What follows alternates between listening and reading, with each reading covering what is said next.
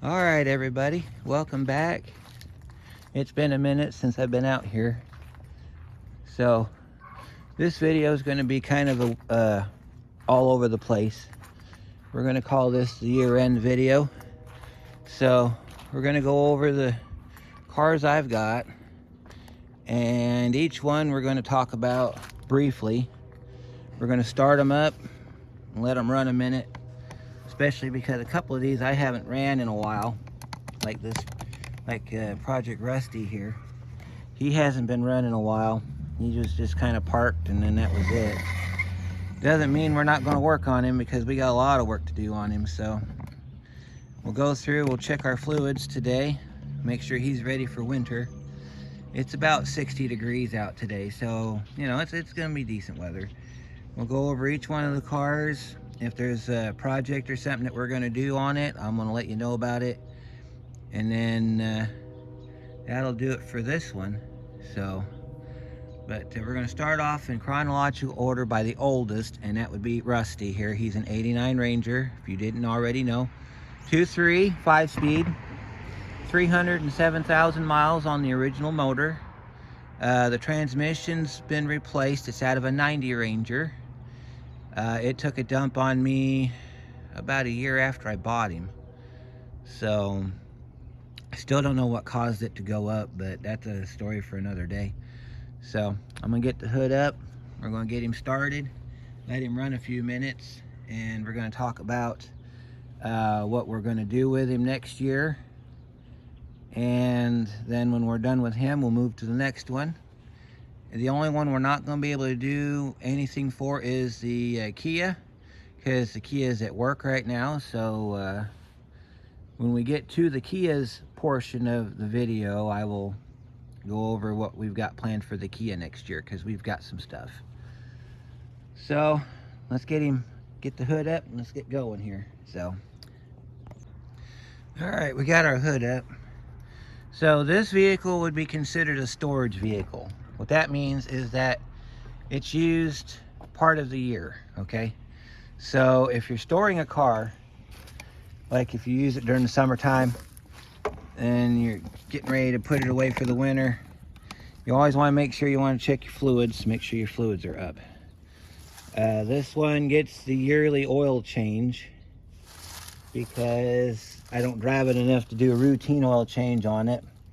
So we're going to start off. Your tanks over here on the side, you see those tanks? Washer fluid and coolant. It would probably be a good idea to leave the coolant. Make sure that you've got some in it. This one's got some in it, not as much as it should have, but it's got some in it. Washer fluid, you want to leave that empty, especially if it's an old tank like this where it could crack, because I usually run summer formula in here, which protects to, I think, -20. But we've had a few winters over the years where we've gotten down to like almost -25. And what that basically comes down to is over a prolonged period of time. Like if we get a flash freeze, probably won't do nothing. But if we had a freeze that lasted for a few days, it could crack this plastic right here because of how old it is. This is original parts on this truck. So coolant's okay on the recovery tank. This is a little different than the older or the newer cars, which we'll go over when we get to them. And then back here, if you got a manual transmission, this is your clutch. Back here, this little tank back here, this is your clutch. If you can get it open, which I don't think I can, because this thing hasn't been opened in a long time. You want to check this on a periodic basis. I can't get that one open, so we're going to skip it. I know the clutch works because I just drove the truck like a few months back. Brake fluid. You want to go ahead and pick that up, and you want to look down inside. You have a min and max line. As long as it's above the min line, you're fine. This one is sitting just below the max line, which should be right because I haven't had to do brakes on this in a while. And we'll go over brakes too in just a minute. All right, then if you're a power steering vehicle, you're going to check your power steering fluid. And this one says, this has got a double gauge on it. It says full cold. and indeed it is full cold.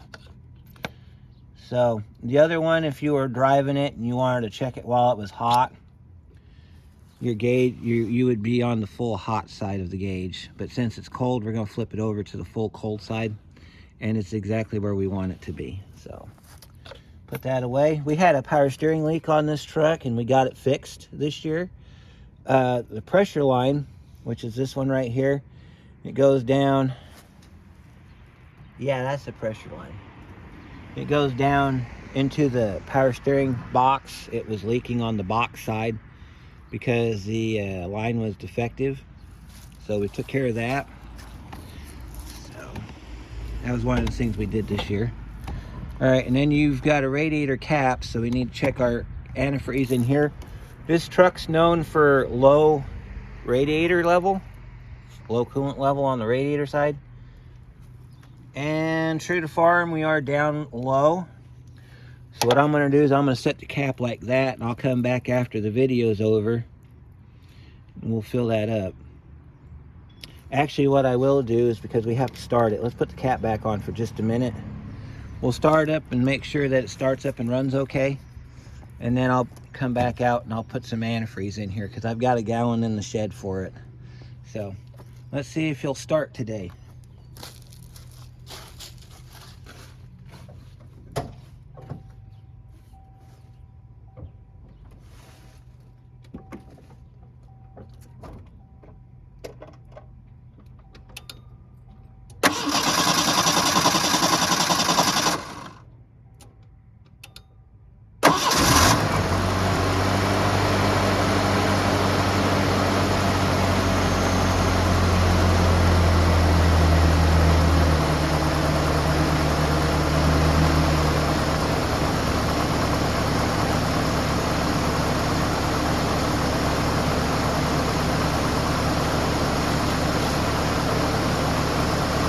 Andy's not ticking today, which is wonderful, because usually when he's been sitting for a while, he's got a tick coming from one of the lifters on the back. I think it's number 4 exhaust lifter is ticking. I cleaned it up real good when I did the rebuild on him back in 16, but I think there's still so much garbage in there that I don't think it'll ever come out, but he's running fine now. The reason he didn't start up right away was because the fuel pressure wasn't up, and I thought I fixed that when I redid the fuel pump.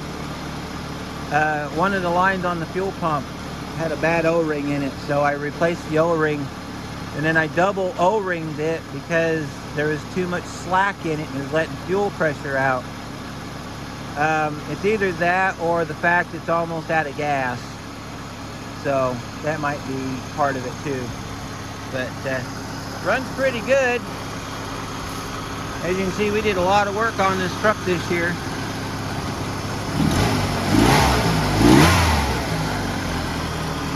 Yeah, we can get an exhaust view if you want one. I'm sure he's got some exhaust coming out. Yeah, he does. He's got a little bit. I don't know if the camera's gonna pick it up. There's our exhaust view. So the other thing you want to keep an eye on, but it's not necessary unless you plan on driving it, is the lights. You want to make sure your lights work. If it was weak starting, if I had a problem starting the truck and it was weak, I would let it run for about 5 to 10 minutes with no accessories on, charge the battery back up. This truck does have an alternator on it, so it will charge the battery. And again, that's something else we're going to talk about as we move along. So I'm going to go ahead and shut this off. Then we're going to talk about next year's projects we got planned for this truck. Then we're going to move on to the next vehicle.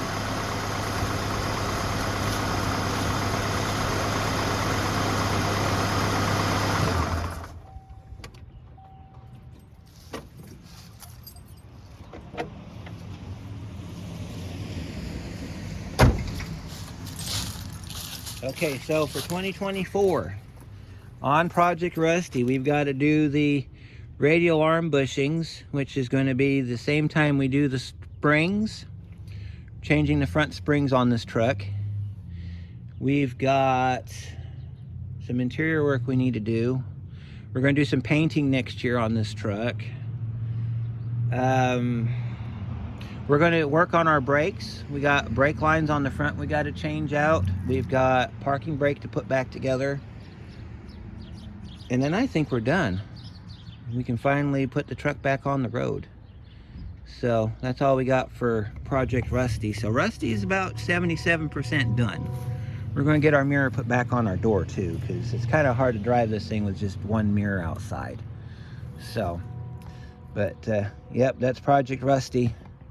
So we're going to keep him a non-AC truck, because I know some of you have noticed that I don't have my AC lines hooked up. We're going to keep him non-AC because we've got a back window, we've got our side windows, so you know, we can just go flying down the road with him. So, but on to the next vehicle.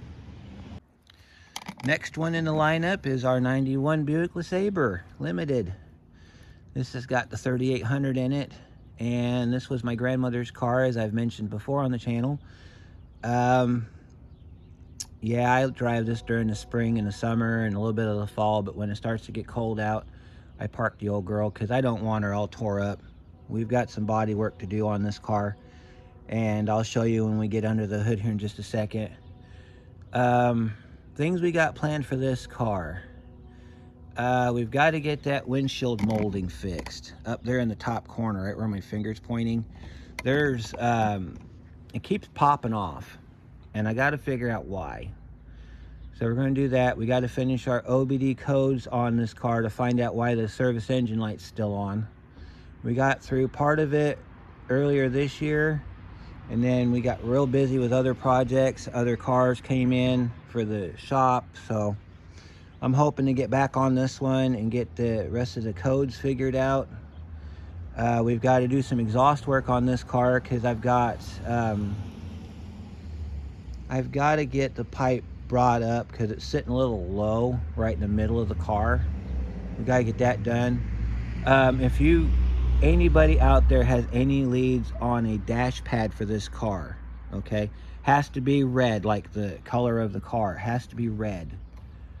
If you got a good dash pad, or you know of someone that's got a good dash pad, let me know, because I need to replace the dash pad in this car. It's starting to curl up real bad like on the Pontiac, and because of that, the defroster vents don't work very well in this car.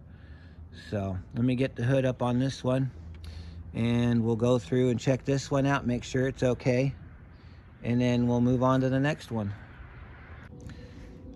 I really like how this hood comes up. You got to see this. This is cool. Okay, so you would think it would pick up and lift up like a normal hood, but you don't. Slide up under here and you push this to the side and you pick up on it like this, and then you flip it back up. It's called a clamshell hood because of that purpose right there. But see, here's the reason I like it, because you can get to everything under here. Just about everything. All right, I mentioned body work. I got a hole right there I got to patch. So we're going to get that cleaned up. That's the after effects of New York. We've got some rust on our lower support, but I think I can fix that without going into too much detail. Let's go ahead and check our fluids while we're on this side of the car. Check our brake fluid. Brake fluid looks good. I just did the brakes on this car, so it should be all right. We'll check the trans fluid in a minute. You know, we didn't check the fluid on Rusty on the oil, but I think he'll be fine. So we're going to leave him be on that one, because we didn't hear any ticking or rattling or anything. But you want to check all your fluids, not just some of them. And let's check our washer fluids. Normal, it's all the way up, so that should be okay. I also need another one of these buckets because of all that garbage down inside there. I don't know if you can see it, but I got some crap down in there. I've got most of it blown out with the pressure washer, but I need another bucket. And those are hard to find. So, and then we'll check our antifreeze here. This is the Delco cap. It's got the arrows on it. So one arrow faces towards your hose. Look at in here. You got one that faces towards your tank here, and then the other one faces straight ahead. That's how you know you got your cap on right. Because if it doesn't run straight like that, your cap's not on all the way. And we're good here. This right here might be of some concern to us. I mean, I don't have an overheat, but if you see stuff like this is bars leak. This causes so many problems inside your cooling system. I highly recommend never using bars leak. If you have a leak, or if you're trying to stop up a leak, just find the leak and fix it, okay? This is lazy man stuff. Also, this could also be what was left over from the Dexcool, because this car had Dexcool in it when I got it, and I converted it over to Global Green. So this could be what was left over from the Dexcool, the residue from the chemical that they use in it. So, but if you ever come across a car that's got, it looks like sand or muddy sand, plan to do a cooling system on it, because that's probably bars leak. Bars leak is probably the worst creation on the planet Earth, next to the slime for your tires. I hate that stuff too. So check your belts. This has got a brand new belt on it. I just changed it this year. I don't know if I did a video on it, but it was pretty simple. Check our power steering fluid real quick. This has got just, yeah, see, there's your full cold right there on this one. See, that's your full cold on this one. I don't know if you can see it. There we go. So if it was hot, we would check it on this side. So this has got the dual information dipstick on it as well. So let's check our oil real quick. I have to get a, normally you'd wipe it off and stick it back in, but the car's been sitting, so whatever reading we get is going to be reliable. And we are full, and our oil looks good too. This has got 1030 in it because that's what it requires from the manufacturer. I've seen people put 530 in this car, and you can if you want to. I keep it OEM because that's the way it's supposed to be. So transmission fluid we can't check because I have to run the car and drive it, but I can show you the dipstick and what it should be on the dipstick. So, oh, and I also have a light bulb right there underneath the hood there, that if you tap it, it works. See that? There we go, it's working now.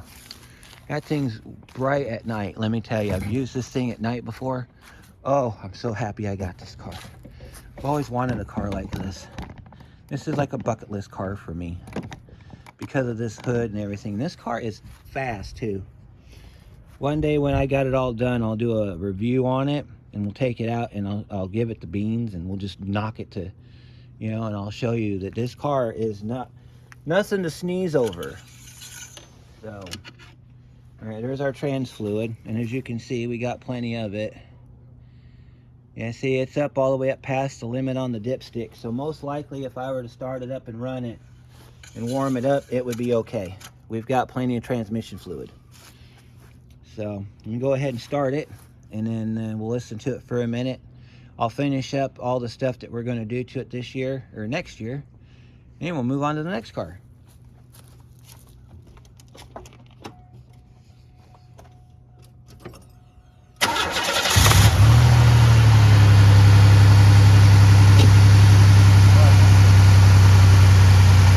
That is a wonderful sound right there. Oh, and here in a minute it's going to do the whistle that I like too.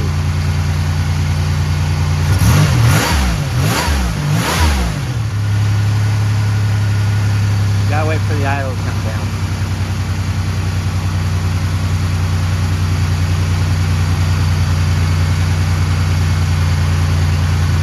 While it's doing that, let's go check out the exhaust.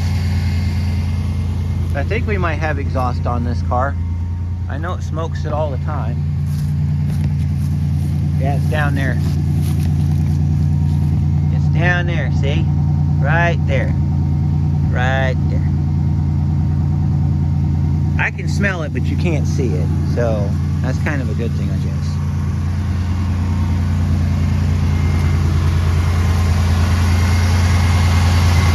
That is the sound of healthy 3800 in case you've never heard one. I've done all the maintenance on this car since I first saw it in 2016 at my grandmother's house. I did a tune-up on it back then before my mom took it to South Carolina, and I've just been keeping up on it ever since. We've done a few videos on this car this year. We've got just a few more things to button up on it, and then this car will be done.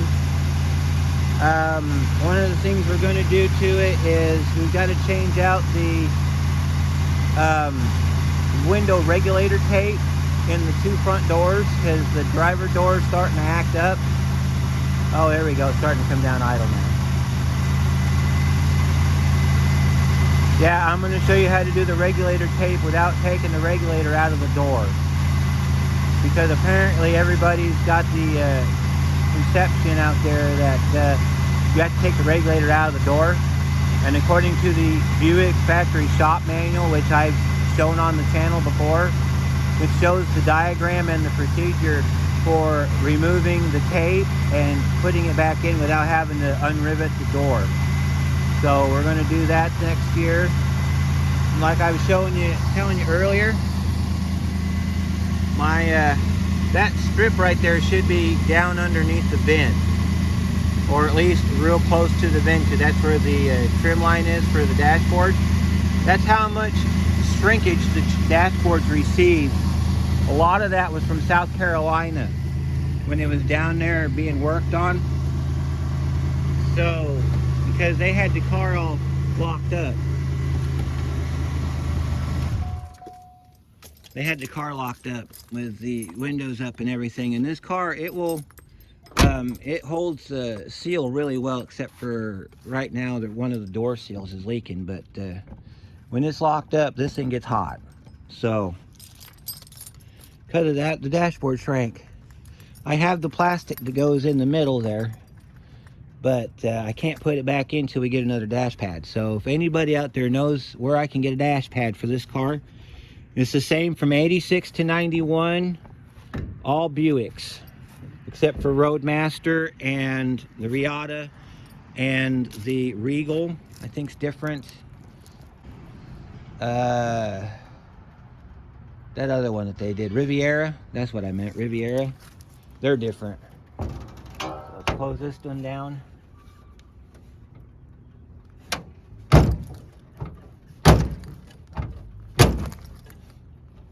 Be very careful with your hood. All right, so let's see. We've done the 89 to 91. So we're going to show you what's next here in just a minute.